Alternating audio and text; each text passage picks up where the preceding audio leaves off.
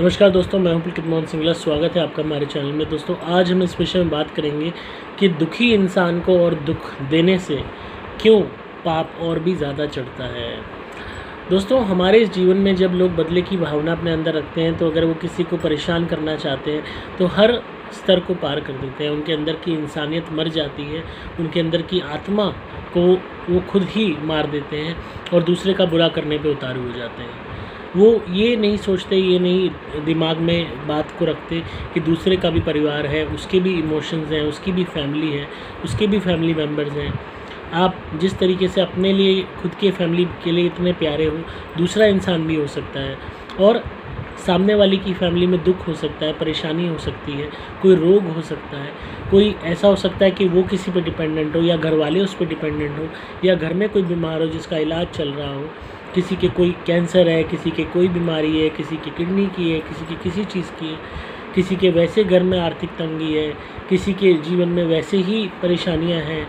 तो आप अगर किसी भी दुखी इंसान को, परेशान इंसान को और दुखी करते हो अपना मतलब साधने के लिए, अपने यूँ कह लीजिए अपनी बदले की भावना में, किसी को जानबूझ के दुख देने के लिए, एक जलन के वशीभूत होके, या गुस्से के वशीभूत होके, या नफ़रत के वशीभूत होके, तो इसका पाप और भी ज़्यादा लगता है, क्योंकि आप उस एक इंसान के साथ साथ उसके पूरे परिवार को तबाह कर देते हो।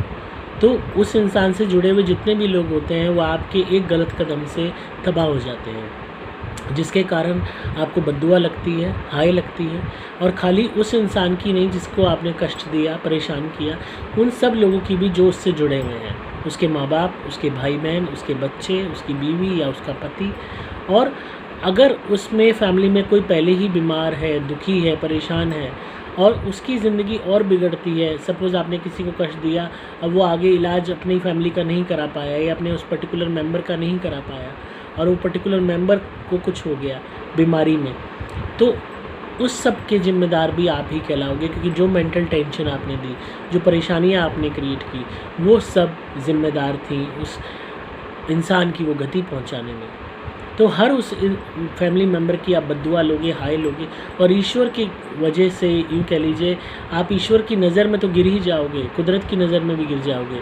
ईश्वर आपको कभी माफ़ नहीं करेंगे, क्योंकि आपने एक इंसान को नहीं, उसके हर फैमिली मेम्बर के आप गुनहगार कहलाओगे, उनके हत्यारे कहलाओगे, उनको दुख देने वाले कहलाओगे, उनको परेशान करने वाले कहलाओगे। और अगर आपको पाप चढ़ेगा तो सिर्फ उस एक इंसान का नहीं चढ़ेगा जिसको आपने तंग किया है, जिसके साथ आपने गलत किया, उन सब इंसानों का चढ़ेगा जो उससे कनेक्टेड है, जो उसके साथ रहते हैं, जो उसके ऊपर डिपेंडेंट हैं, जिनकी ज़िंदगी एक दूसरे के कारण प्रभावित हो रही है।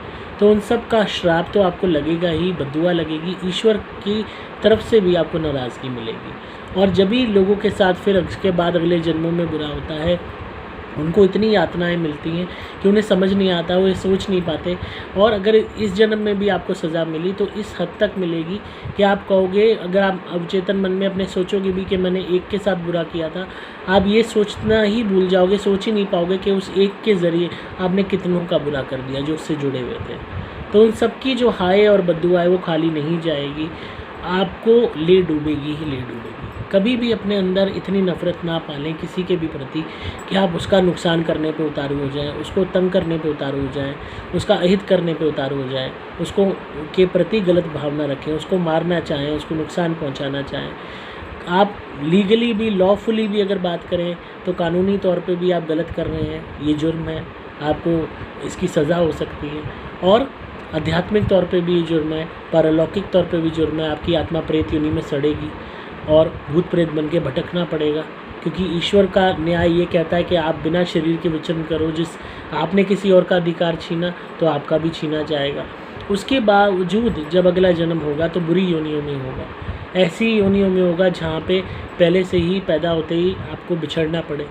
जैसे फॉर एग्ज़ाम्पल कोई जानवर है, वो बच्चा पैदा करता है, गाय है, बछड़ा उसका है, पहले ही उसको अलग कर दिया जाता है, माँ का दूध भी नसीब नहीं होता। और अगर वो जो है मेल है, जो बच्चा पैदा हुआ है, तो उसको कसाई घर में भेज दिया जाता है। ऐसी तड़पाने वाली योनियाँ मिलेंगी जहाँ वेदना हो, एक तो जुदाई हो और ऊपर से भयंकर मौत। तो कभी भी किसी का बुरा करने की इस हद तक मत ठानिए कि आप इंसानियत भूल जाएं, कि आप अपने आप को ही भूल जाएं कि आप ये क्या कर रहे हैं। हमेशा कोई भी आपका विवाद है, कुछ है, विवेक से काम लीजिए, प्यार से चीज़ को समझिए, प्यार से समझाइए, बातचीत से चीज़ों का हल निकालिए। कभी भी लड़ाई झगड़े से, किसी का नुकसान करने से, किसी का बुरा करने से कोई हल नहीं निकलता। बड़े से बड़े देशों में भी जब लड़ाई हो जाती है ना, तो उसका अंत भी शांति से ही किया जाता है, सफ़ेद झंडा दिखा के कि हमें आगे नहीं लड़ना। अगर ये पूरी दुनिया आपस में ऐसे लड़ने लग जाए, सारे देश आपस में लड़ने लग जाए, तो पूरी दुनिया मिनट में ख़त्म हो जाएगी। आज जो इतने वक्त तक सब देश एक दूसरे के साथ चल पाए हैं, वो एक आपसी अंडरस्टैंडिंग से ही चल पाए हैं। सबकी विचारधारा अलग होते हुए, सबके कानून अलग होते हुए, सबकी सोच अलग होते हुए, सबके लोग अलग होते हुए। एक घर में भी लोग रहते हैं तो अलग विचारधाराओं वाले होते हैं, अलग सोच वाले होते हैं, पर वो इकट्ठे एक दूसरे को की बात को समझते हैं, तभी वो उस घर को चला पाते हैं।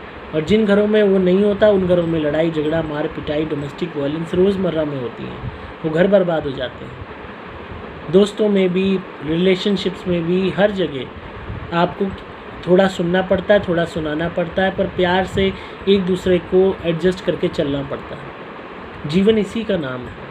आपको किसी की कोई बात पसंद नहीं आ रही है, आप कोई बात है, आप प्यार से इस चीज़ को समझने का प्रयास कीजिए। हो सकता है सामने वाले का पर्सपेक्टिव सही है, पर आपको इस विषय में ना पता हो, या अगर आपका पर्सपेक्टिव सही है तो उसको समझाने का मौका दीजिए, या आप समझाइए। पर कभी भी लड़ाई झगड़ा, कोई भी तरीके का बुरा स्टेप मत उठाइए किसी के भी प्रति, चाहे आपका पड़ोसी है, चाहे आपका दोस्त है, चाहे रिश्तेदार है, चाहे कुलीग है, चाहे आपकी नौकरी में है, चाहे आपका पार्टनर है, चाहे कोई भी है।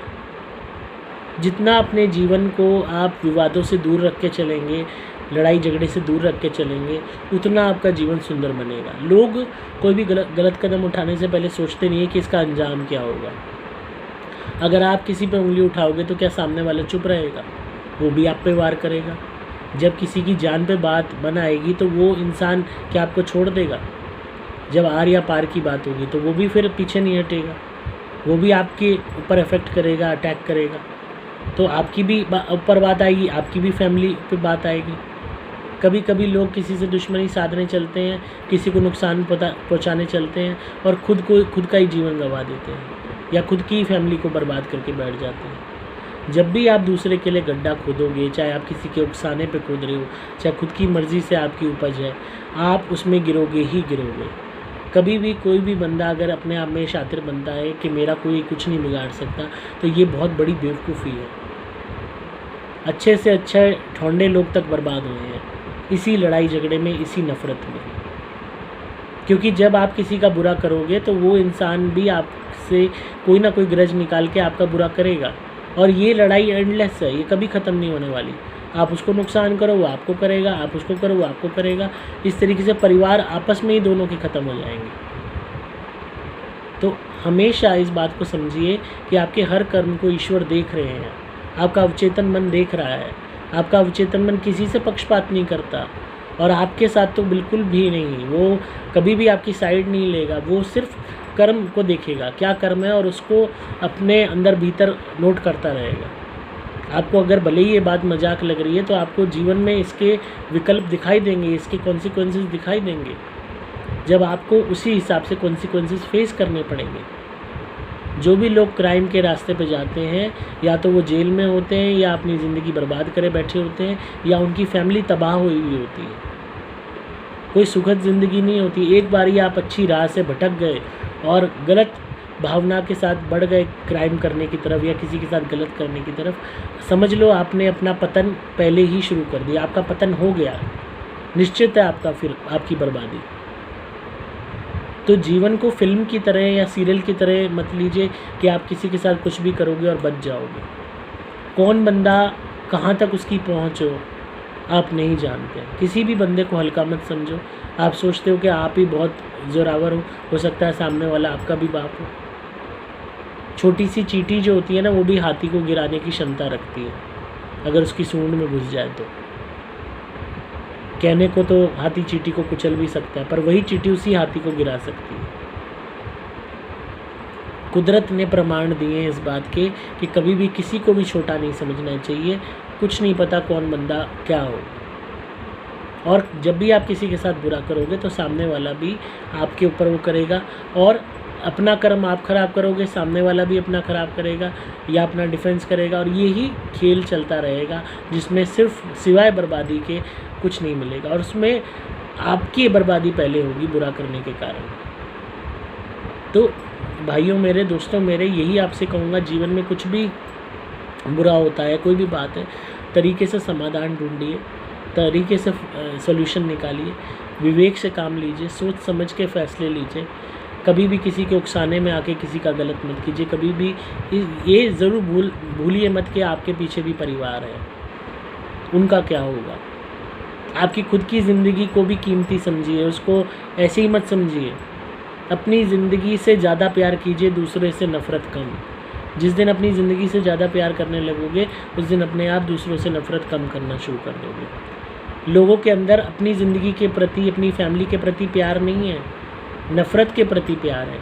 इसीलिए वो नफ़रत के चलते किसी के साथ बुरा करते वक्त ये भूल जाते हैं कि अगर अंजाम उल्टा पड़ा तो उनका क्या होगा, उनके परिवार का क्या होगा। और जब बाद में कुछ गलत हो जाता है तब वो माथा पटक के रोते हैं, और उस चीज़ को पर वो वापस नहीं कर सकते। इसलिए कभी भी अगर आपको ईश्वर को वाकई पाना है, अगर आपको वाकई में अपना ये सफ़र इस जीवन का ठीक रखना है कि आपको जब आपकी मृत्यु आए, जो नेचुरल तरीके से हो, जो ईश्वर द्वारा हो, तब आप ईश्वर को प्राप्त हो, मोक्ष को प्राप्त हो, या आपको अच्छी योनियाँ मिले, अच्छा अगला जन्म मिले, तो इसके लिए अच्छे कर्म कीजिए, बुरे कर्मों से दूर रहिए। जितना विवादों से दूर रहेंगे उतना आपकी आत्मिक उन्नति होगी, उतना ज़्यादा ईश्वर के आप करीब जाएंगे, और जितना झगड़े फसाद में, लड़ाई में आप रहेंगे उतना ईश्वर से दूर होते चले जाएंगे। गंदी आत्माएं, गंदी ऊर्जाएं आपके तरफ आकर्षित होंगी। प्रेत योनि में आप भूत बन के भटकोगे, और धीरे धीरे वही गंदी फितरत आपको चंडाल बना देगी, या ऐसी गंदी आप जून की आत्मा बनोगे कि जो हज़ारों वर्ष सड़ रही है प्रेत योनि में, और फिर जन्म भी मिलेगा तो वही जानवर होगा जो पैदा होते ही मारे जा रहे हैं, काटे जा रहे हैं, यातनाएं भोग रहे हैं। क्योंकि आपकी आत्मा को सज़ा देने के लिए ईश्वर को आपको ऐसी योनियों में डालना होगा। तो इसलिए अपने आप को, आप चाहे कुछ भी हैं, आप ईश्वर से बड़े नहीं हैं, कुदरत से बड़े नहीं हैं, कर्म के विधान से बड़े नहीं हैं। इसलिए उस ईश्वर से डरिए, उस कुदरत से डरिए, उस कर्मों के विधान से डरिए, अपने अवचेतन मन से डरिए, क्योंकि ये किसी का सगा नहीं होता, ये सिर्फ कर्म देखता है और नीयत देखता है। तो अभी भी वक्त है, संभल जाइए। बुरा करने से पहले सोचिए, तौबा कीजिए कि हमें किसी के साथ बुरा नहीं करना। आज मैंने वीडियो इसलिए बनाई क्योंकि बहुत लोग मेल में लिखते हैं कि वही हमारे साथ लोगों ने बुरा किया और उनको सज़ा जो है हम देना चाहते हैं, या उसने हमारे साथ किया, इसने हमारे साथ किया। आप कोई नहीं हो सज़ा देने वाले, सज़ा देने वाला ईश्वर है, कर्म है, वो अपने आप उन लोगों को सज़ा दे देगा। कहते हैं ना, कहावत है, राम कहूँ नहीं मारते, नहीं हत्यारे नाम, खुद ही मर जाएंगे कर कर खोटे काम। तो राम नहीं मारते किसी को, इंसान खुद को मारता है खुद के कर्मों से। तो ईश्वर पे छोड़ दीजिए, कर्मों के विधान पे छोड़ दीजिए। अपने आप अगर कोई बुरा कर रहा है तो उसका पाप का घड़ा जब भरेगा तो अपने आप उसे ईश्वर सजा देंगे। आप अपने आप को, अपने हाथों को खराब मत कीजिए, अपनी जीवा को खराब मत कीजिए, अपने कर्मों को खराब मत कीजिए। तो आई होप आपको आज की वीडियो पसंद आई होगी। तो इसी तरह सुनते रहिए, प्यार देते रहिए, सब्सक्राइब कीजिए चैनल को, ताकि आपको पारलौकिक और आध्यात्मिक दुनिया की जानकारी मिलती रहे। अगर आप किसी भी भूत प्रेत ब्याधा से परेशान हैं, कोई भी ब्लैक मैजिक हुआ है, नेगेटिविटी है, आप मेरी धुनी ज़रूर मंगवाइए। प्लैटिनम धुनी या सुपर स्पेशल एक्स्ट्रा धुनी घर में जलाइए, कमाल के रिजल्ट्स मिलेंगे। भूत प्रेत ब्याधा दूर होने लगेगी, काम बनने लगेंगे, टोटके, ब्लैक मैजिक कुछ भी हो रखा होगा कट जाएगा। आप उसके अलावा मेरे द्वारा अभिमंत्रित कवच धारण कर सकते हैं, इससे रक्षा होगी, बचाव होगा, कोई भी भूत प्रेत ब्याधा परेशान नहीं कर पाएगी आसानी से। अकाल मृत्यु का भय खत्म हो जाएगा, और यूँ कह लीजिए कि आपका बचाव हमेशा होता रहेगा, ये पूरी ज़िंदगी भर के लिए है। आप तेल भी मंगा सकते हैं, उससे मालिश कर सकते हैं अगर दर्द रहता है शरीर में। क्रिया वाले नारियल मंगवा के उनसे उतारा करके उस नारियल को जला सकते हैं, उससे भी भूत प्रेत बाधा दूर होगी। जो नारियल मैं आपको भेजूँगा। आपको सभी कामों के लिए मोबाइल नंबर 8130331007 पे व्हाट्सएप मैसेज या कॉल करना होगा। डिस्क्रिप्शन में आपको सभी डिटेल्स मिल जाएंगी। मैं हूँ आपका दोस्त पवन सिंह।